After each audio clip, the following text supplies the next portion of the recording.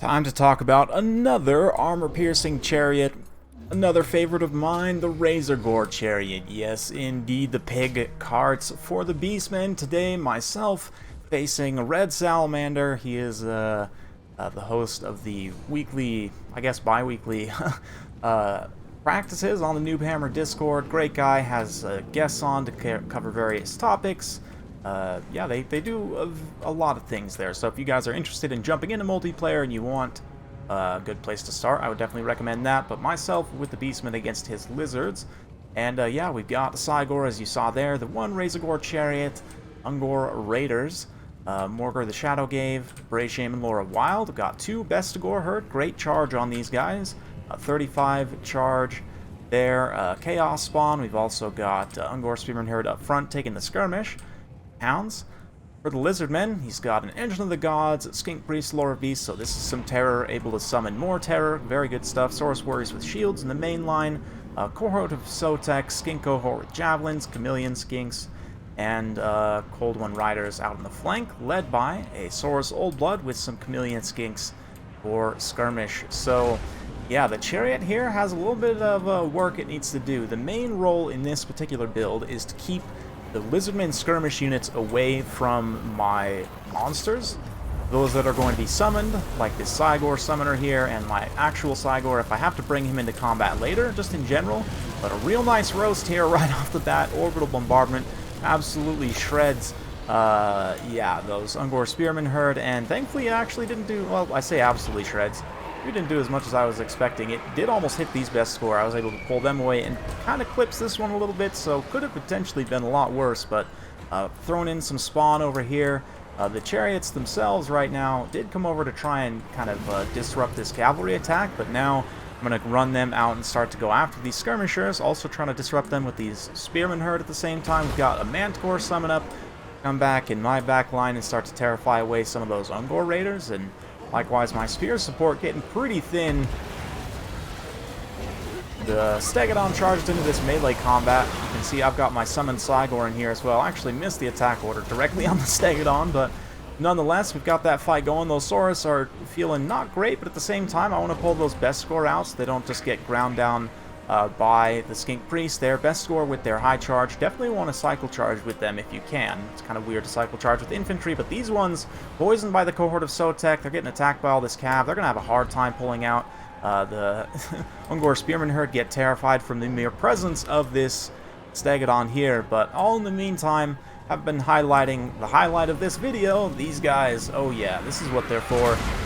Just riding down these skinks. The Cygor also tossing some rocks here in the back line. I mean, of course, Chameleon Skinks do have missile resistance, but that only helps so much against the giant Cygor rock. And the chariots, of course, don't care at all about missile resistance. Thankfully, they do have good enough armor to somewhat take this damage. Yeah, in terms of the Skink Overwatch fire here, 100 armor's pretty decent. They have decent HP as well, so although they will kind of get worn down over time, they can at least sustain that fight for enough to let me get my power spike going here. You can see balance power inflated quite a bit by these summons here. The Cygor's about to go down. We're about to lose those spawn summons, and you can see how this balance power kind of ticks down when those do go down. But over here, this cavalry flank, we've been able to use the spawn to kind of keep it bogged down for the most part. The spawn, of course, for the Beastmen are really, really good. Probably the better version of spawn, if I had to say. Not that the Warriors of Chaos ones are bad, they have their uses, but the poison here in particular is very nice. They're great for bogging units down. They're pretty fast and unbreakable as well, and do some decent weapon damage at that. So again, here, using those spawns, and now the second summon Cygor to go after this Skink Priest here. We've also got Morgor and the Bray Shaman kind of saturated in there, doing a little bit of chip damage as well. All the meanwhile, those summoned Cygors, and if you were to, say, bring Giants for the Beastmen, are all very essential tools for taking on the Lizardmen monsters. You really want to fight. Your monsters largely will trade pretty cost-effectively in a straight-up monster fight, so you do want to take that. But the risk is, because of the armor differential, the Lizardmen skirmish units will do way more damage to your monsters than your skirmish units will do to their monsters. So you need something to push those skirmishers away, keep them occupied, tied down, or ideally just run shop over 124 of them like these Razorgor chariots have done so far. We are bringing them back to the fight here, because I do need them to try and take out some of these extra Saurus and kind of infantry here. The Cold One Riders also, Red Salamander's been doing a great job cycle charging them as well as much as possible against my spawn. And yeah, taking some pretty horrendous losses here, but the Bestigor also been able to keep alive, and we've got these kind of chaff units coming back from route over on this side here. One more strike. Oh man, gonna hit some of these Bestigor. Might hit a few of these skinks as well, but you know, desperate times, desperate measures, all that. Definitely wrecks the Bestigor here. And yeah, I have to bring the other Cygor into melee, the real Cygor, and we ended up mostly winning out here. Lizardmen leadership is going to hold out somewhat. The Cold One Riders, you can see, finally get a hold of my Chariots, and this is why I was kind of using it to disrupt that cavalry engagement, but very much I didn't want to leave it in that engagement. I mean, they'll punch back okay with all the stats and everything against the Cold One Riders. Not that Cold One Riders have that great a melee defense to begin with. The armor-piercing Chariots do trade much better with heavy cavalry, obviously. In the melee fight, and Razorgor Chariots absolutely would fit the bill. But still, considering that the Cold Ones themselves also have armor-piercing, not, again, a fight that you would want to take straight up. Like, say, you could maybe stand and grind with Empire Knights, maybe. Still don't want to take the charge, of course, if you can avoid it, but it's interesting. The role of armor-piercing Chariots, I think, is pretty... themselves, you could say almost every unit in this class is underrated. There's some other content creators, I won't name names, but that have said in the past that they're not fans of these units in this class. I personally disagree with that, just because this is a reason why. They're so multi-purpose here. And one of them does get blown up by the tail swipe of the Skink Priest there. Pretty brutal stuff. But even just having that extra little bit of armor-piercing mass in a monster surround like this, as we have seen time and again with this unit type, going up against this situation of going up against heavy cavalry, you know, multitude of other situations, they are very much multi-purpose units, and although they may seem at first be anti-armored infantry, that is just one of many things that they're good at. As a tool in a combined build, of course, and we've even still seen builds that rely heavily on them, but still you always want it as part of a you know, coherent strategy. They're very good in the right situation and with the right micro. So yeah, I'm a big fan. Razorgor Chariots here getting terrified away, up to 172 kills, 2 XP chevrons. Absolutely beautiful performance, but Red Salamander almost bringing it back here. He's making a push right now with this second Manticore summon, actually kind of making me a little bit scared here.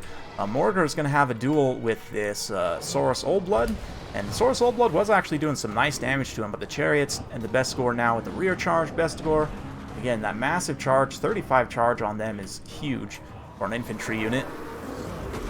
Means they're hitting for what, like 75 weapon strength each? That's absolutely nuts. That's literally monstrous infantry. But anyway, yeah, fun stuff. Very well played, Red Salamander. We had a few games that we played that I really enjoyed, and he's you know, he might be humble about it, but he's definitely a pretty solid player. Yeah. Again, if you guys want to go check out the Noob Hammer Discord, if I can remember, I'll try and leave a link in the description down below, but it is a spot where you can go, like I said, get started, get some other newer players to practice with, get in on some of these organized practices with Red Salamander here, aka Zach. So yeah, in terms of builds, again, 172 for the Razorgor Chariots, excellent stuff there. Chaos Spawn also, very essential core unit that I'll be covering soon for Beastmen. I think I'm probably going to do a combined video for the Beastmen and Warriors of Chaos versions, talk about both in a single video. And I've already done a video about Giants, coincidentally, not that they were in this, but the Cygor also, 72 kills, got some XP chevrons fighting in melee against the Skink Priest there. Skink Priest, Lore of Beasts, up on the Engine of the Gods, definitely a fun pick. I'm a fan. I know a lot of people not the biggest fan of the Engine of the Gods. I do think they could speed up the casting time of that orbital bombardment and potentially tweak the damage so it's a little bit better as well. But still a nice pick, and overall pretty decent build. I mean, that heavy armor and terror up against the Beastmen, pretty solid. Likewise, the Saurus Oldblood supporting the cavalry is pretty decent there. I could talk more about this matchup a little bit later, perhaps, but going on to sort of summarize, I've talked about most of the armor-piercing Chariots already.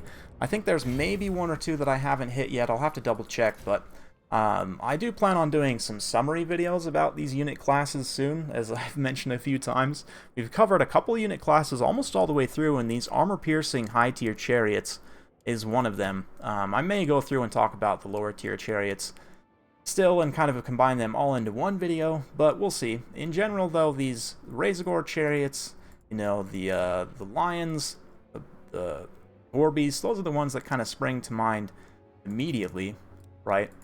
But there are a few others. I would say that the greenskins orc boar chariots do fit into that class as well. Of course, you've also got the dark elves, old one chariot. And all the units in this class, I would say, used in a similar fashion can be quite good, right? And as far as where the Razorgors fit into that, because of this Primal Fury buff and Woodsmen, they actually can be used in many ways that some of the other chariots cannot, right? And the Woodsman thing in particular is unique. Not even the Lion chariots, which you would think the Lions themselves, you know, the units have Strider, the infantry have Woodsmen, right? So it's a little bit odd. I think these probably should have Woodsmen, but anyway, let's look past that and think that at least for the Razorgor chariots, that is unique in this class, and it does allow them to operate in the woods, which normally chariots have a pretty tough time doing. And because of that, it, again, gives them even more utility and versatility as compared to the other units in this class. The Cold One chariots having the armor-piercing missile attack is pretty nice, but they also have Enrage and Murderous Prowess, so it's kind of a mixed bag there, but their charge bonus really isn't the best, at only 50. Most of the other units in this class, and like even Boar Chariots here at 80 charge, are much better. Boar Chariots are just kind of the most basic of this class. They really have zero special abilities or traits at all. It's just what you see is what you get in terms of the stats. Whereas the Razorgor chariots, they do have the Fear, they also have the Woodsman, and this Primal Fury buff just means that their charge bonus, I mean, once their leadership is high, which it will be much of the time, they're going to be a little faster, which is nice, a little bit harder hitting, but their stats are kind of balanced around that, right? So you might look here and say, oh, it's not as fast or as hard hitting as you might expect, but then you factor in that Primal Fury. Immune to Psychology, I mean, it's kind of strange that it gives you Immune to Psychology, and then, you know, when your leadership's low and you're at risk of being terrified, then it allows you to get terrified. Kind of a strange one. But anyway. Yeah, it is one of the most cost-effective, if not the most cost-effective in this class as well. At only 1,000 points. It's one of the cheapest, and just the fact that it can go absolutely ham. Oh, I'm almost forgetting the unit that I said was actually best here is, of course, the Skaven Flayers. And second to the Flayers, if I had to think about animations, I would kind of rank equally all of the monster-type chariots. I'd have to do some testing with the Orc Boar chariots to see if they're as good as the Razorgors, but the Razorgors, the the Lion chariots, the Gore Beast chariots, I would say all equally these three I'd kind of rank the same in terms of their sustained combat animations.